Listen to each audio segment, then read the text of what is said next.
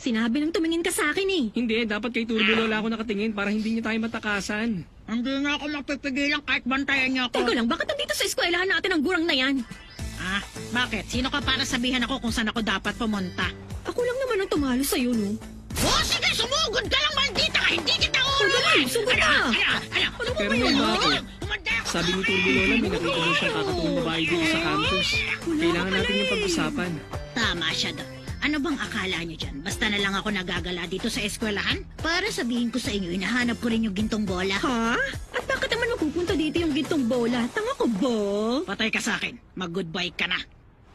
Walang mawawala kung hahanapin natin dito. Hindi sumagi sa isip ko, pero pwedeng takot hindi okay nakapulot dun sa gintong bola.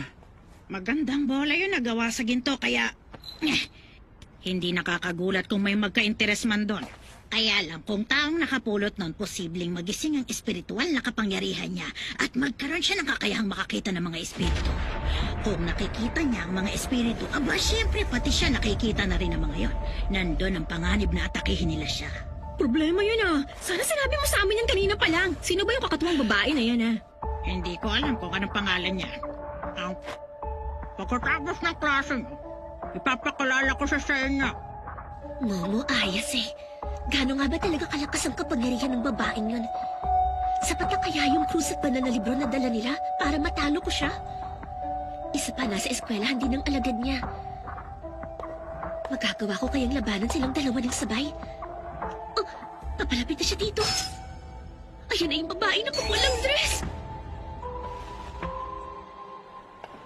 O, Karun! Tara na, maghanap na tayo. Nasaan yung gurang? Nasa backpack ko.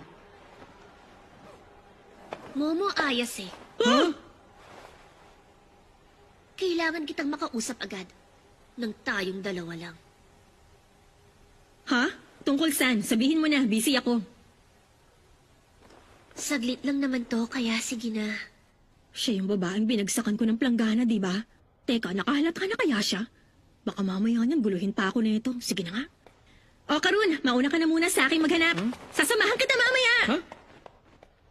Okay. Paano na yan? Hindi ako kumpiyansa na mahahanap ko yun ng mag-isa. Siya yon. Huh?